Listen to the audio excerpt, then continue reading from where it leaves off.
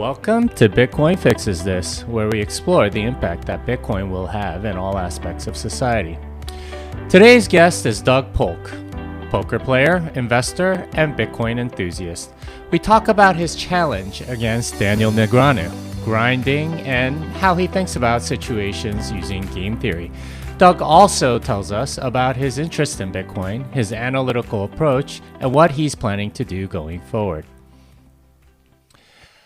Doug is an interesting poker player if I ever saw one. He was on top of the poker world with his game theory optimal strategy and suddenly quit, only to come back again for a challenge against Daniel Negreanu. They had a feud that lasted many years, and this culminated in a 3-month-long heads-up poker challenge where they played 25,000 hands against each other. Doug won that challenge to the tune of $1.2 million. He's now again quit poker. This is a situation many Bitcoin holders now face, so I hope you can empathize with figuring out what's next. Doug Polk, how's everything going, man? It's good, dude. Thanks for having me on. Good to talk to you. It's been a hot minute since we last chatted, so always nice to catch up with you, see what you're up to, and talk about life, the world, everything that's going on around us. Thanks for having me on today. Yeah, I mean, how are things where you are? I believe you're in Vegas, and it's really hot there, but I know they've had some lockdowns and must be kind of tough. What's it been like? Las Vegas is kind of interesting. I think a lot of people don't realize this, but it gets cold in the winter. It actually snows in Las Vegas. And it would snow more if we had any moisture whatsoever because it is a desert. So not too common. We got that. We had snow a week or two ago. It snowed. So not too hot at this point. I'd be lying if I said I'd left my house much, and I'd also be lying if I said it was because of COVID. I'm kind of a homebody. So I've been fine. I've been good. And I've also been extremely busy playing this poker challenge that I recently undertook. So yeah, I've had my hands full. Yeah, that was one of the most entertaining things. I swear, it was like my wife would be like in the evening, just like, hey, what are you doing? Are you playing poker? I'm like, no, I'm just watching Doug. It was something that I would do every night just to see what was going on. It was kind of like a super long sports game or something that I was watching that took a really long time. But oh my goodness, the amount of hours you must have put into that thing. What was that like? Just like sitting there and, I don't know, playing online poker against one person that whole time. It's interesting when you play heads up, right? Because it's just you and another guy. There's no someone takes a break and goes leaves the table for a bit. If that happens, there's no game. So it's very personal in that regard. It's every time you lose, he wins, and vice versa. So I think that kind of cutthroat nature of the game makes it a little less appetizing for maybe some players that want to play more casually. Definitely not for the faint of heart to step in and be in this arena. But I like the way that you put it. It kind of was like a multi-month sports event, a game, because the score was just changing over the course of early November to early February, and there was a bunch of swings, there was a bunch of interesting sessions. And I think, when I look back on it overall, I'm very happy with my performance, with how much I ended up winning. I think I studied. I took it very seriously. I think I played my A game for the vast majority, if not all of it. And I'm definitely proud of the victory that I had coming out of it. Yeah. One of the things that I realized as I was watching some of your post-session interviews and some stuff like that, it's just how hard you had to work just to learn. It felt like kind of like chess and studying end games or something like that. You had to memorize vast swaths of, situations and what you're supposed to do. And I mean, it just sounded like a lot of studying, not just for you, but also for Daniel. It is a lot of studying. And, anyone that's in poker nowadays understands this, but maybe to the more casual viewer that's maybe seen it on TV, or maybe they saw one or two sessions of the challenge, or maybe they just watched the movie Rounders back in the day, you might not realize where the state of the game is in terms of technology and in terms of, advancing the strategies of the game. Basically, computers will always be more powerful than people at solving games. They just will. They just need to eventually have the computing power or the programming or whatever it takes. They're just going to be stronger than human. It's a question of when. And I think over the last 4, 5, 6 years, we've seen the torch get passed on from humans to computers, and now we defer to them to understand the way that strategy should look. What's the correct play? How do we play all of the hands we can have, our range? what's the right size to bet, all of these kinds of things. We now can just defer to computers who will tell us what the correct answer to these things are. So if you want to play poker at a high level in today's game, you're going to have to spend a really immense amount of time, not just looking at what the computers say is correct, but then learning how to actually implement that in real time versus someone who's also trying to figure out what you have. It's a tall order, I think, to compete at the highest level in poker in today's environment.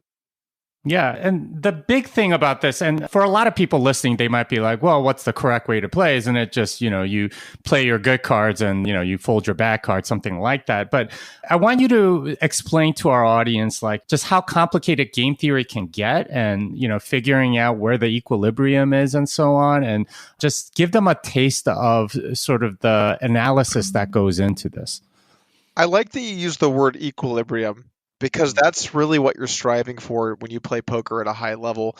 And let's just take a step back from poker and just think about any game for a moment. In any strategy game between two teams or two people, you need to have a diverse and robust total strategy, or else your opponent can find ways to beat you. And I'm just going to give a very simple football analogy, right? Let's say you decided you were going to run the ball every play, which would not be a very good strategy. But let's just say, for the sake of argument, you decided that's what you were going to do. Well, then when teams play you, they're not going to guard your receivers, because why guard a receiver when you're just going to run the ball? And before you know it, you have all 11 of their guys stacked up, ready to tackle the guy who gets the ball. You're going nowhere fast, right? But now what if you had the brilliant idea, oh, you know what? Our receivers are pretty open. How about we throw to one of these wide open guys? That play is going to be a touchdown. And so that's sort of the idea with the equilibrium strategy for a football team. You need to have some runs and some passes and all kinds of stuff, so that the defense has to prepare to face everything. So now, taking that and applying that to poker, you need to have a strategy that counters anything your opponent can do. Let's say he wants to play really tight and fold a lot of hands. Okay, well, you need to have bluffs there that can run him over, so you get to win with bad hands. Now let's say your opponent wants to play really loose and they want to see what you have and catch you bluffing. Well, now your good hands win a ton of money, because you get to wager so much money with those hands that you win gobs of money when he does decide to make those calls. And so the idea is, you want to be playing an equilibrium strategy where no matter what my opponent decides to do, I'm going to beat him. And that was what I tried to try, and that level is what I went for in the challenge. And that's what I think most top poker players today, kind of what their goal is to play at that level.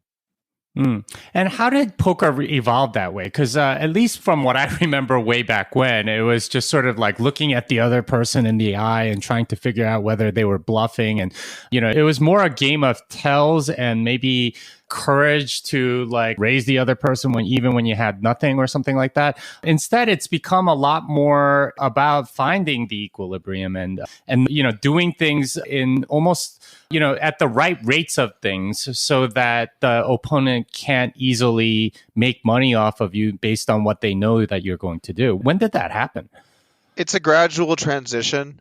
I think some of the first steps in that direction were, I guess if we wanted to go back 5-10 years or so, there was a university in Canada that, I forget which university it was now. I want to say Alberta, but anyway, there was some Canadian university that created a solution to limit hold'em, basically down to a very, very small percentage, the perfect way to play limit hold'em.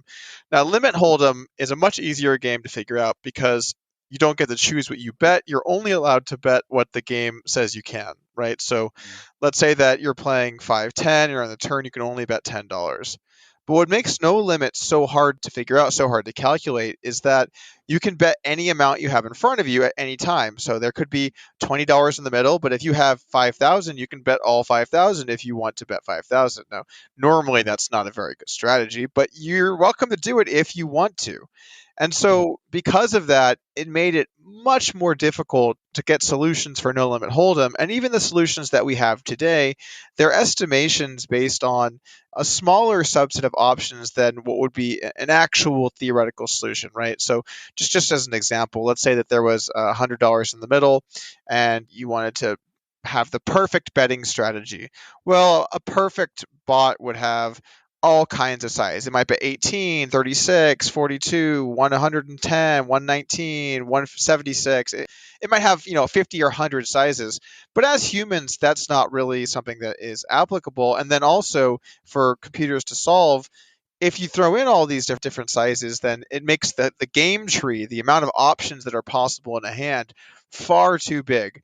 So what people started to do when they were looking for solutions is, let's limit the number of inputs that we can give it. Let's say that it can bet half pot or 50% the size of the pot or 100% the size of the pot, but not anything else in between. And by lowering these number of options in the game tree, we started to see some real clear patterns in what strategies and what bet sizes created the most value in terms of their total strategy. And from there, we were then able to start to implement those things into our own game. I see. So it's evolved as sort of like computers have solved it. If you make the analogy like limit is maybe chess and no limit is maybe Go, something like that, and it's still being worked on, something like that. I think that's a reasonable analogy. I'm not sure that there are people that know the exact permutations that you can have in all of these games, and I'm sure someone will say, well, technically it's to the seventh power or whatever. So I don't want to be on the record saying that it's exactly like that analogy per se, but it's something like that. That stands to reason that it's certainly something that is much more complex than its limit hold'em counterpart. I think another big part that changed poker was just the availability of resources for people to be able to use some of these programs. I bet in 2010, 2014, those years, this stuff existed, but it was privately available. People either developed it themselves, or they had, maybe a group of friends, or they purchased something. It was within the circles of players, right? Whereas now we're talking about just publicly available resources.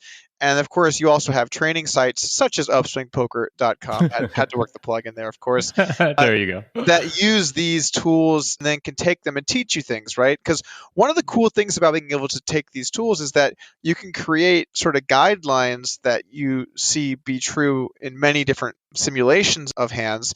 And you can take that and then you can apply that to your game in ways that are actually applicable. Because I think the real tough thing with poker is that the game is just so complicated, and there's so many different hands, and there's so many different sizes, and there's so many different things that you can do, that when you look at a simulation of what, or sim for short is what poker players call it, you look at a sim and it says, okay, well, when you have the Jack 10, you're supposed to go all in, but when you have the Queen Jack, you're supposed to bet this amount, and so on and so forth. It can start to become very difficult in the moment to try and play the correct game. So we start to build out some heuristics that we can take and actually apply in real time, because that's the thing too, right? It's all well and good to know all of this stuff and have a really deep understanding of the game and know all these sizes and hands, and all of that stuff is just great. But then reality strikes, which is, I have a limited amount of time. I'm playing against a player who's trying to beat me. Here we go. Now make a decision. And sometimes it's not a spot you've studied. Sometimes it's not a spot that you know the answer to, but that doesn't mean you get the opt out of playing. You still have to play. You can't just walk away from the table. I'm done here. You still have to, what am I going to do in this hand, right? So basically, we can take these outputs from computers, create guidelines and rules to the best of our ability, and then implement them. And then after we play hands, we can run the hand and see, what does the computer like? Did it like the decision I made? Did it not like the decision I made? Okay, what can I tell about this? And we can continue to refine and perfect that process of playing the game. Well, that brings me to sort of like transition question here. So obviously, if people are not aware, you're sort of transitioning away from poker, but you've obviously done a lot of studying in game theory and things like that. What has sort of like this game theory optimal approach to poker taught you about life, and how do you think you're going to apply that going forward? There's a healthy balance you should strive for when you learn about game theory and you get deep in the weeds.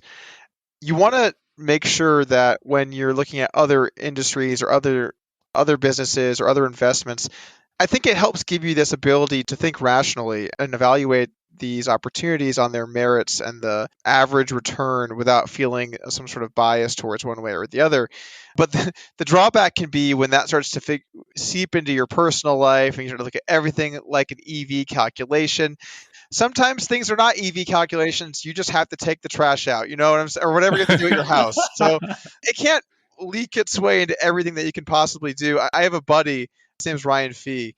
And whenever if I complain about something or Matt complains about something, or maybe my dog was throwing up in the middle of the night or whatever it would be, he'll just say, "Oh, market economy. There should be someone in your house taking care of your dog." And it's like, fees. That's not a reasonable solution for this problem, But there's always some kind of EV calc, right? When you're looking at decision making in terms of business or finance or investing or what you're doing, and I think being able to make that calculation is important in many different industries.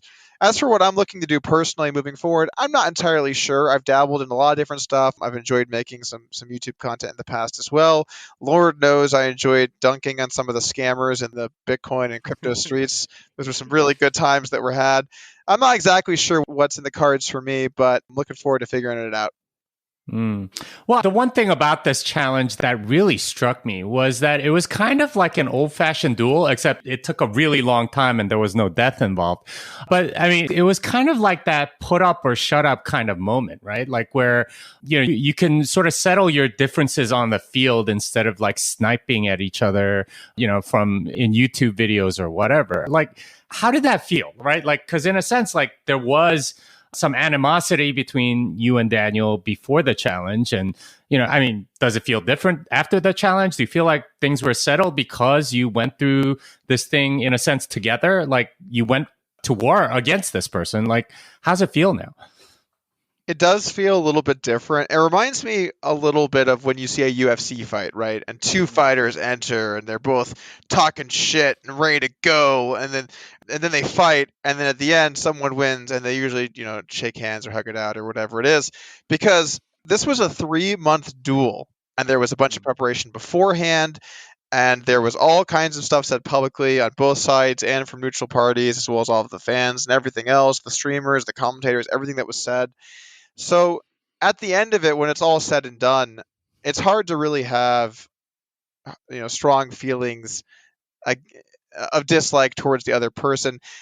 Even before the challenge with Daniel, I never hated Daniel. I disliked some of the things that he said. I thought that they weren't correct, or maybe he wasn't trying to protect the average poker player enough because he was sponsored by poker sites, or most specifically Poker Stars at the time. So I thought maybe he had lost a little bit of the touch with those players and trying to protect and defend them. But, this wasn't a guy I hated. It was a guy that I disagreed with, and we had some feuds publicly, and I definitely trolled him a time or two. There may or may not have been a billboard at the Rio during one of those summers along the way. But the point is, once it was all said and done, I have a lot of respect that he decided to take on such a tough challenge in a game that he knew he was the underdog in, and he gave it his all. And I think by the end, he played at a level that he can certainly be proud of. It just, we're talking about playing someone that's one of the best in the world at something. And, there aren't many things that I'm particularly good at, Jimmy, to be honest with you. And this just happens to be the one I'm one of the best at, right? So, coming into that and trying to compete at that level, I think that shows some real heart. And I respect that he took on the challenge to begin with. Yeah, there was and you could kind of see it even during the challenge, right? Like the post-game interviews and stuff like that. I'd watched some of yours, some of Daniel's, and I don't know, you guys both were a little more, like hating each other a little more at the beginning. And then as it went on, there was almost like a calm that developed with both of you. It was just kind of like, oh, this is what happened. Almost like, you can see what was going on. Like there was a settling of differences through the battle almost, and like if you've watched the, Hamilton musical or something like that, that was like sort of like the idea of the first duel that happens in the production is, one guy shoots the other, injures him, but it doesn't kill him. And he says, I'm satisfied. And the other guy says, I'm satisfied. And then they can both sort of walk away with their head held high. It really does feel like that's kind of what happened between the two of you. I think that's a good analogy. And I did see Hamilton, by the way, which was fantastic. So I love that reference. Yeah, I think after this, it certainly helped calm the animosities that we had before. I think that it's also given both of us a respect for the other, at least to some extent. And I also think that it's a bit strange because the match went on for so long, right? That it became just such a focal point. How well can I play? Making sure that I'm playing my best poker, being so focused on everything kind of outside of it, that by the end of it, you're just burnt out, man. This has been so many months of study and play. This is not. I don't know how many hundreds or man, did it get into the thousands? I don't know of hours were spent preparing and playing this. I don't have any room left for any animosity after that.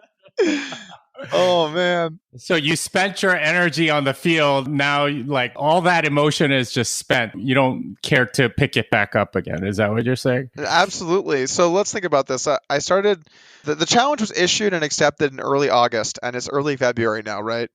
So this thing spanned 6 months, a few months of preparing and really trying to get myself to a level where when the challenge started, I would be playing extremely good poker. And then the 3 months of playing, and obviously there was just 25,000 hands, probably played, I don't know, 150, 200 hands an hour, maybe more like 150. So, 140 hours of playing, hundreds and hundreds of hours of study. And then also, of course, you have to deal with all of the public side of this and post-game interviews and everything else that was involved. It was quite an undertaking, for sure. So and you were in the spotlight the whole time. It's like 3 months of the camera on you the whole time. Yeah, no, definitely. And this event was so interesting because there's so little poker going on right now, right? Because live poker is a bit of a shit show during COVID. Obviously, it's hard to get a very COVID safe area, and then of course you have all the laws around it. Basically, live poker really came to a standstill, and so the community was just all at home and sort of needed something to watch, and this became the spectacle. And also, I have to imagine, I would not be surprised if this event was the single most wagered upon poker event of all time. In fact, I don't even really think, I can't really think of what would be second. Maybe there's something out there, but it's probably the most wagered upon of all time. And then I also think that this was probably the most viewed event of all time. The thing about the World Series of Poker main event, stuff like that, of course, in the moment, that's going to be the most viewed. But the final table goes on for 3 days. This went on for 3 months. This was a long time. So, yeah. Yeah, and they condense it down, right? They only show like the, top 50 hands or something like that on the final table. We literally got to see every hand, although we didn't get to see the whole cards, but we got to see every hand, which was... 25,000 hands? How many hands do you see in like an hour of poker on TV? Maybe like 10, like if that. Yeah, not very many. They do the final table, I think, live on ESPN for when it actually happens, and then they re-edit it. I actually got to host part of the main event one of those times, so that was cool getting to get to talk on ESPN for a bit. And it was funny, actually. I was doing more sort of analysis of hands. And I just have a producer in my ear while I'm talking on ESPN, and he's yelling at me, "Lay out, Doug, lay out!" And I'm thinking, I don't know what that means. I'm not in production. I'm not. And then just yelling in my ear, and then eventually they just turn it off me mid-sentence, and then he says later, "Why didn't you get off? I told you to lay out." I don't know, man. I'm not a professional broadcaster. I don't know lay out means get off the air. I was trying to finish my point, so that was fun getting to do that. Yeah, and that seems like something that you would want to do. But before we get to the commentating and sort of possible next careers for you, would you recommend this sort of like, I don't know, battling it out, coming to blows, but without like actually hurting each other or killing each other, as a decent way to settle differences? Like, do you think that's like a viable thing? Because, I don't know, we're hearing about a lot of other challenges as a result of your challenge with Daniel. Definitely. I think that when two people disagree, duking it out either through, arguing or debate or poker or sports or whatever it may be, I think that that's a completely reasonable way to go, as long as both people understand and they realize the risks and they accept them. I do like that you made sure to include not kill each other, because that's a good line in the sand to safely draw. This is not going to turn into a duel where someone gets killed. So that's good. No, that's definitely good to protect yourself.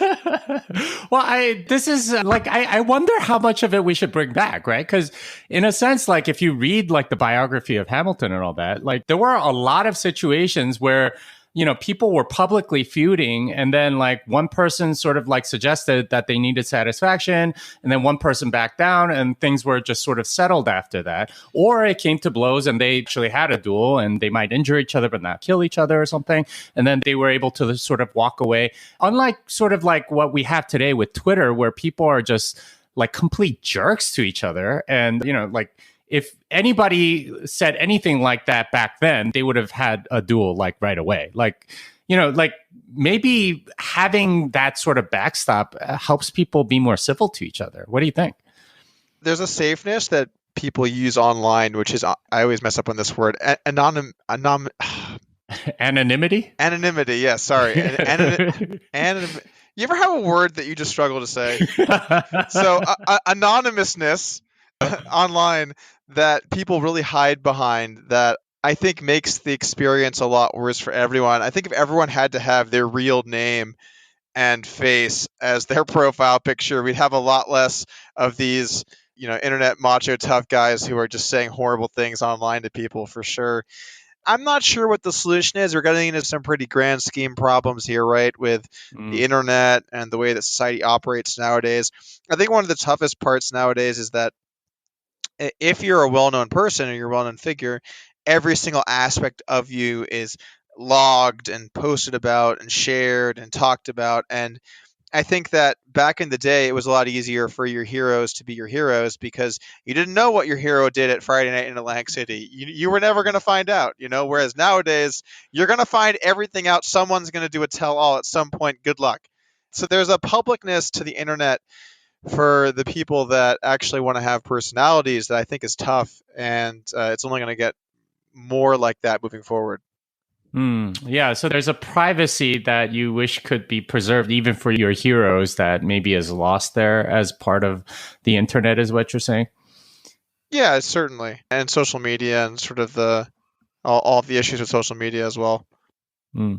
So let's talk about sort of possible new careers for you. I think one of the things that you brought up was commentating, and you're certainly very good at that. You have like hundreds of videos on YouTube where, I'll just sit there and sometimes like watch Doug Polk, analyze some hand from somebody and just be like, oh, okay, yeah, that makes sense because that was what, here's how you have to choose your bluffs and here's where they're supposed to bluff 70% of the time and things like that. Just really interesting ways of analyzing things. Do you think you could bring that skill to something other than poker? It's definitely possible to apply that over. I think the main thing for me is, I don't know about you, Jimmy, but I'm one of those guys I'm really bad at doing stuff casually. I either am all in on it every day. I wake up and I just eat, breathe, and all I can do is that thing, or I'm completely out.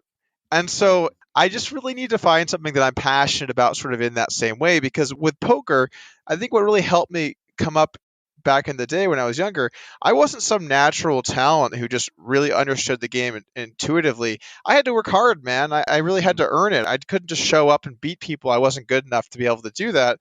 I had to really spend the hours figuring things out and trying to make sure that I'm playing at that level. So I think whatever I do next, I just need to find something that I'm super passionate about, and I'm sure the rest will fall into place naturally. Yeah, and you'll be producing YouTube videos about it, even if it's about making YouTube videos, I imagine, right? Yeah, that's the future. YouTube videos about YouTube videos. Super There's so meta. many. Have you seen those? They're so popular too. It's like how to set up your YouTube video, how to edit your YouTube video, how to, like sound good on your YouTube video, or how to do makeup for your YouTube. There's like every single thing has like at least 100,000 views. It's kind of crazy. I don't know. Well, YouTube's a huge platform, and it's only going to grow from here. And I think building a YouTube channel can be fun and rewarding in its own way. And sort of on the come up, when I got into the YouTube game, I had a lot of fun checking the analytics and looking at what things did well or didn't do well, and trying to make sure that I was playing the game optimally. And I even would message you sometimes and say, hey, with your thumbnail, you could do this or that. Try and just play the game better, right? Because that's really what you're doing. So YouTube can be fun and rewarding, but there's a dark side, which is it becomes very grindy. It becomes very, you know what I'm saying? The content you have to put out just to put it out. You have to be consistent. So some of that stuff can be kind of tough. Well, that doesn't sound like poker at all. True. That's actually a great point.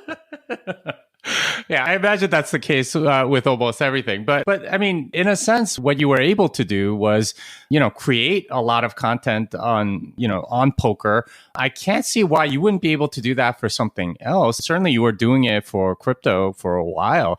What happened there? Like, did you just sort of stop, or are you still interested in doing more of that, or what's going on? That's a good point. And I got into making some videos about Bitcoin or altcoins or, dunking on scammers or just news in the crypto space for a bit.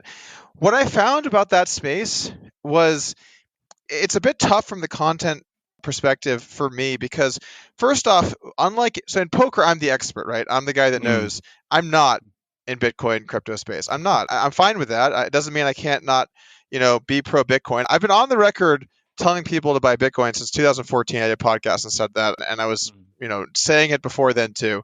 So I've been a Bitcoin bull for it basically since I heard about Bitcoin, and I'm not surprised at all to see the success that it's had.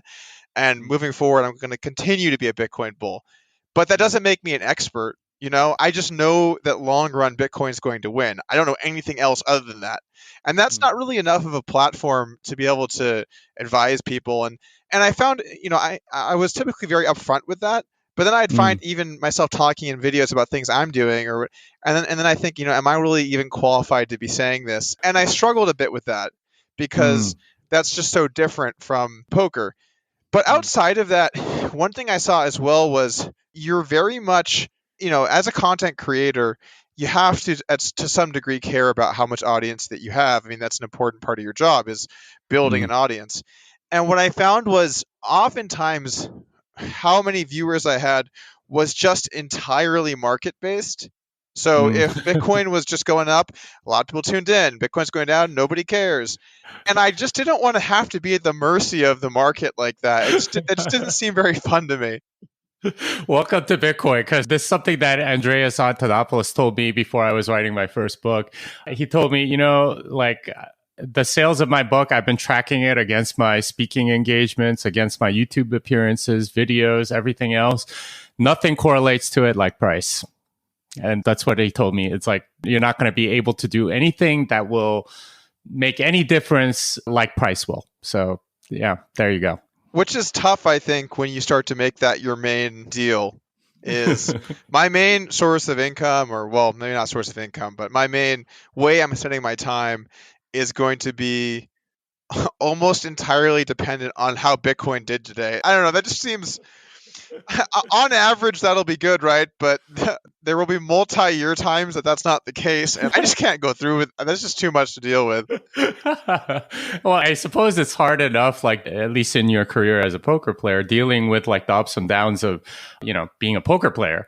But at least you have some control over it. With Bitcoin price, you really don't. And that, I suppose, is maybe the big difference there between the two. Well, I think as an investor, I don't have a problem with the swings at all. You just understand they're going to happen. I look at it's just silly. I don't know what price I bought my first Bitcoin, 130, 180, I don't know, something like that. It's at $46,000 right now. That's not a lot of downswings in there, Yeah, there were some times that wasn't good, of course, but this thing has been on overall one hell of a run up for as long as I can remember.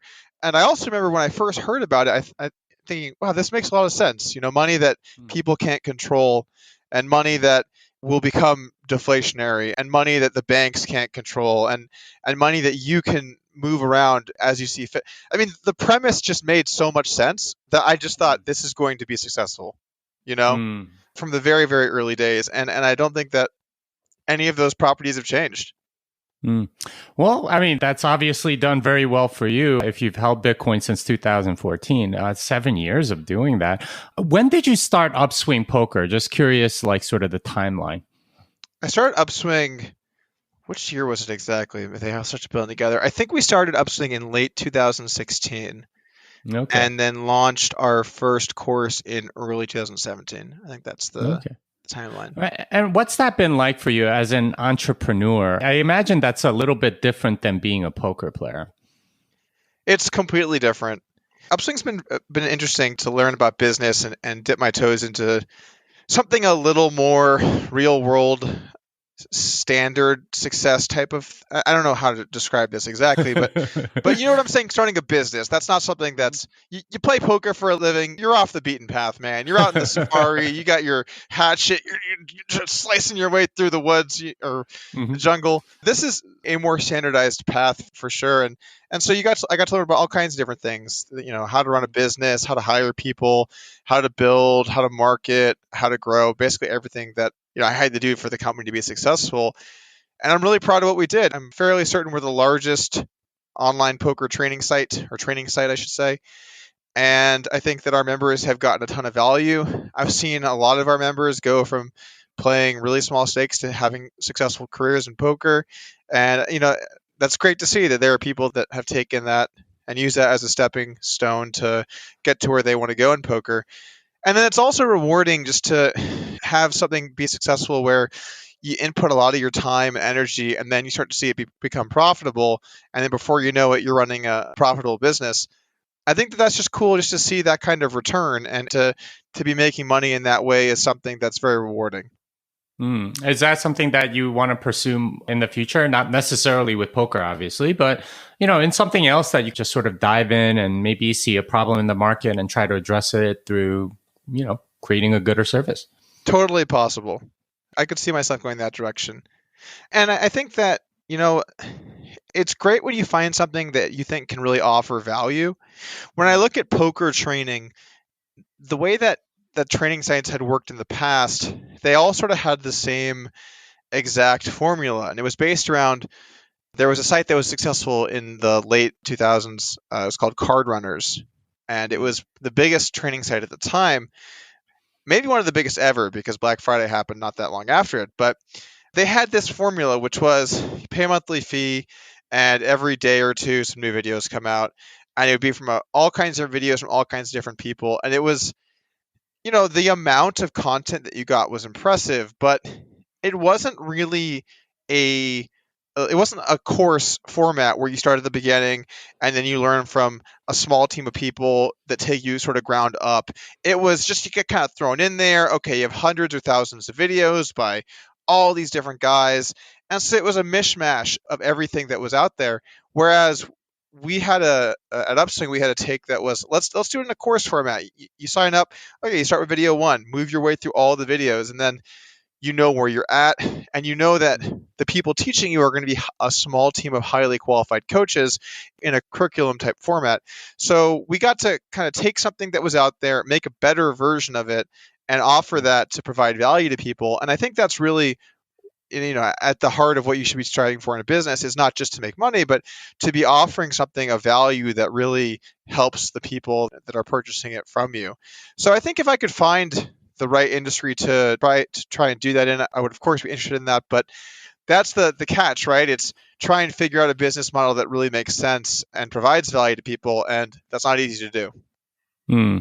Well, so you discovered Bitcoin in 2014. You did Upswing in 2016, and you continued your poker career, and then you are now kind of retired from poker. Like, was there any point where you wanted to do more of the Bitcoin related stuff other than the the videos that you were making? Like, was there like a deeper dive that you wanted to do?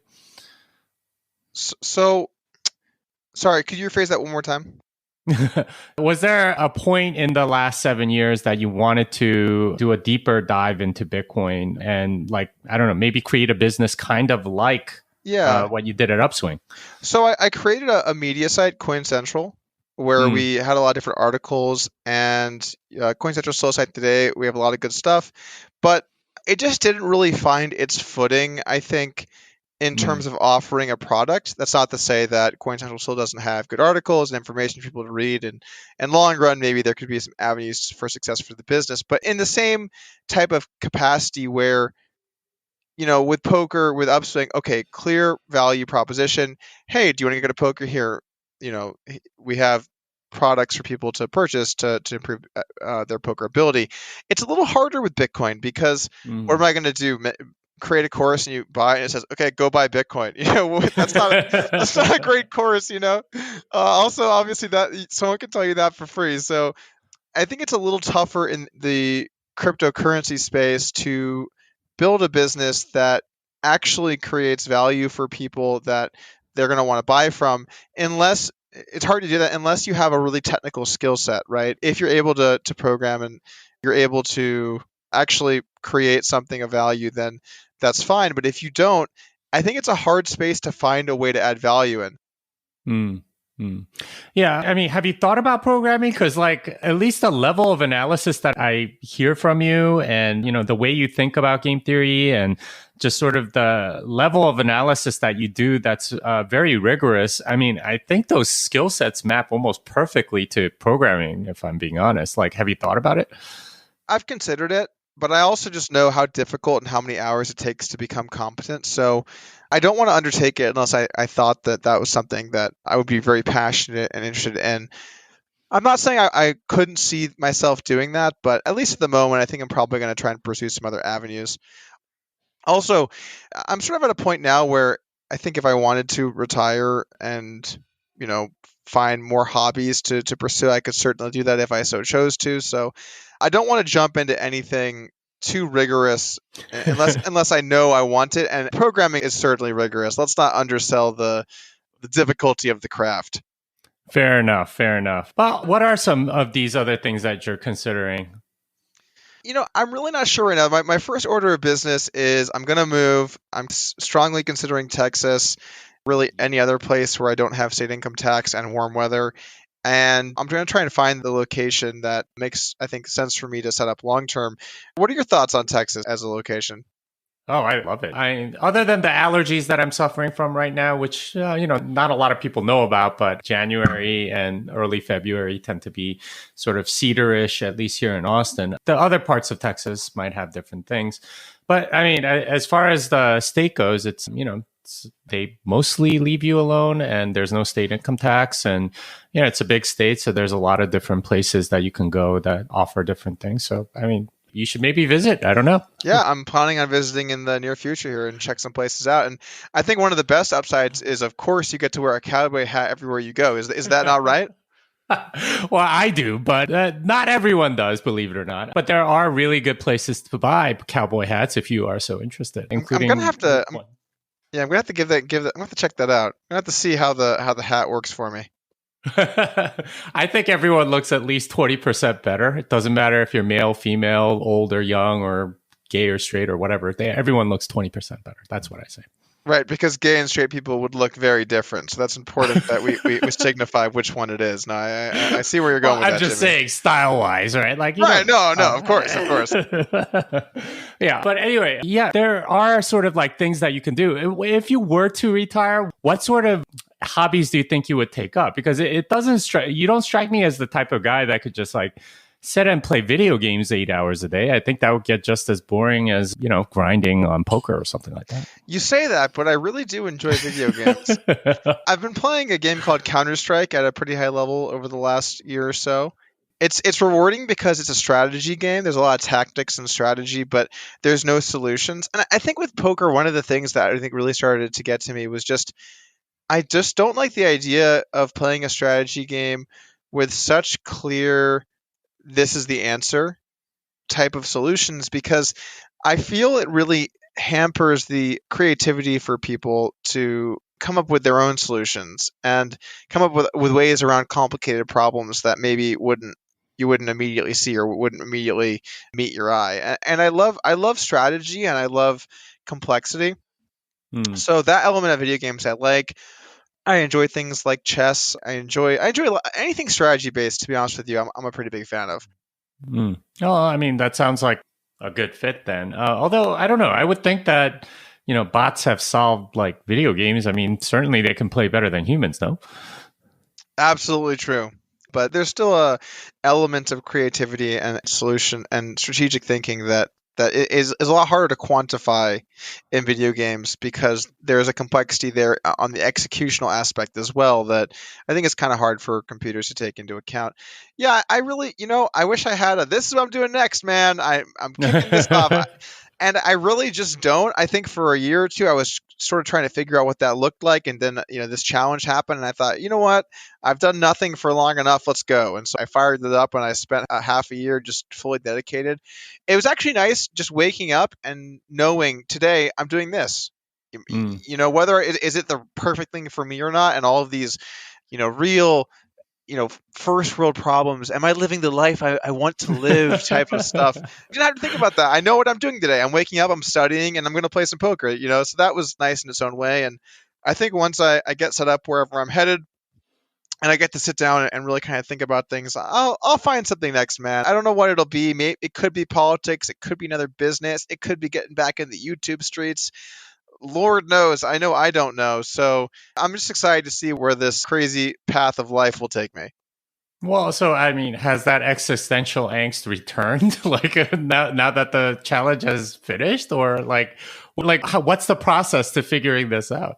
I love how hard you're driving it here. You're really forcing me.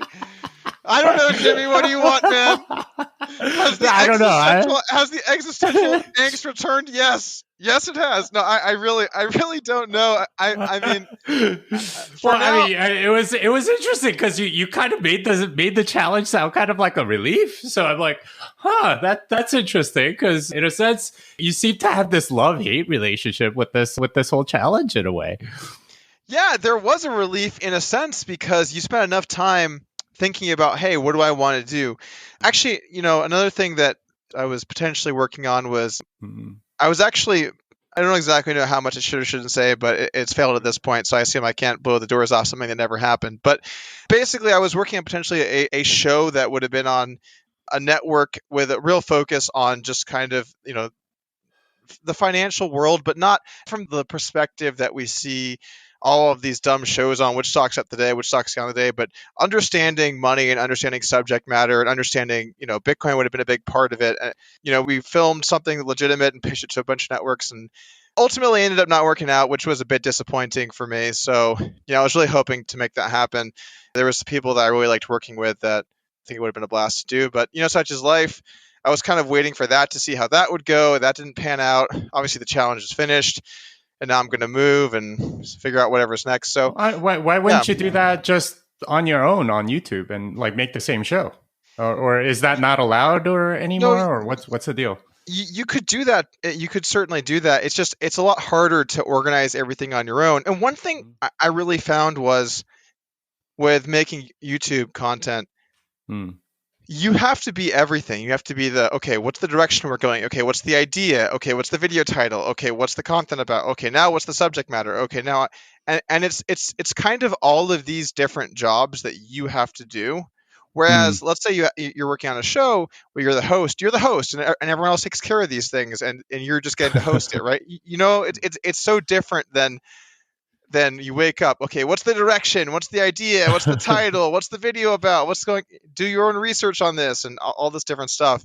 It's a lot cleaner to have people that are all working in these roles and to have a lot of people working on something like that. It's expensive and I don't know if that's a risk that I would want to take at this point.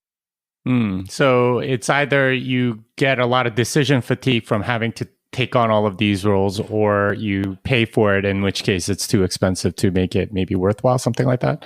Yeah, I guess I wouldn't totally rule that out either. I'm not in the business of ruling stuff out right now. I'm in the business of figuring out, taking life as it comes, and trying to figure out what makes the most sense for me moving forward. Okay.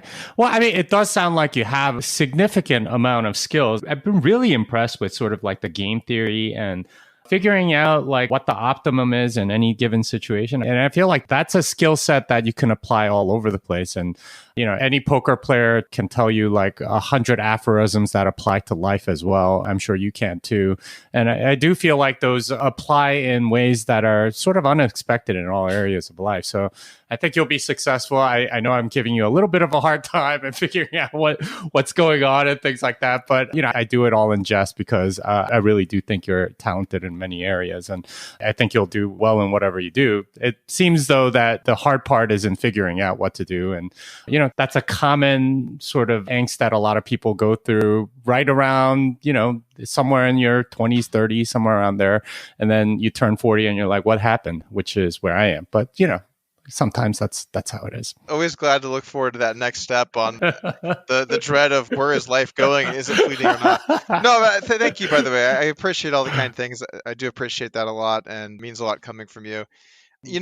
I'm not really sweating it. I'm not worried about it at all. I just want to make sure that I pick things that I love to do and I'm interested in and I'm passionate about, and just get to live those out. That's really what my goal is from here. Okay. Well, so what opportunities do you think might come as a result of Bitcoin sort of changing the world? This is a question that I get often from people that are just trying to look forward, trying to go where the hockey puck is going and not where it is right now, that sort of thing. Like, what are some opportunities that you see maybe coming forward? Well, I think that what's great about Bitcoin is it gives you a way to protect yourself against whatever governments decide to do moving forward, whatever ways the market decides to go moving forward. You give yourself the ability to have your own money that's only controlled by you, that protects you from some of these other markets. I think Bitcoin acts as a really nice diversification against a lot of other asset classes. And as far as where the future for Bitcoin is headed specifically, I think it's funny, right? We see these swings, and you've been around for a long time. You know what I'm talking about, where Bitcoin goes up a lot. It's the future, guys. Everyone knew that, blah, blah, blah. It goes down, 50% up. It was a scam. Everyone knew it was a scam. It's gone forever now. See, told you, bubble popped. It's over. Bitcoin sucks. Then a year goes by. Oh, Bitcoin's the future again. And so you're just going to see these common back and forths over and over again.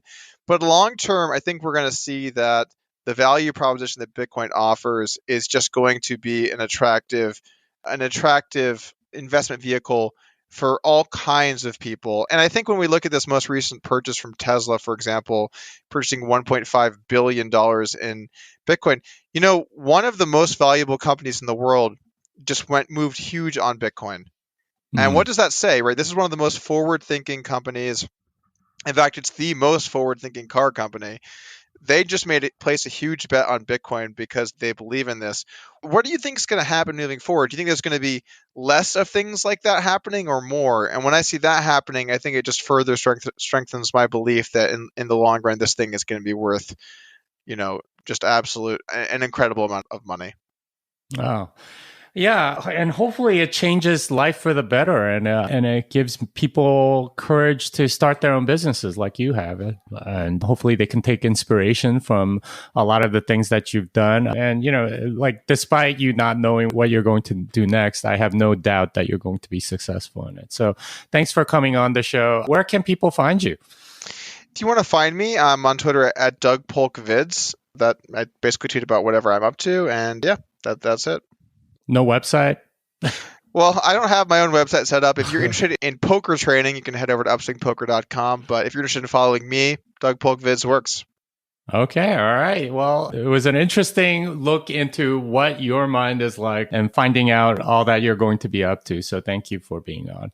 No problem. Thank you for having me on. I appreciate it. It's always good to chat. And let's do another one of these before, 2 years passes or whatever the last time was. Always good to talk to you. All right. Thanks, man. Well, that wraps it up for this episode of Bitcoin Fixes This. Doug can be found at @DougPolkVids on Twitter and upswingpoker.com. Until next time, fiat delenda est.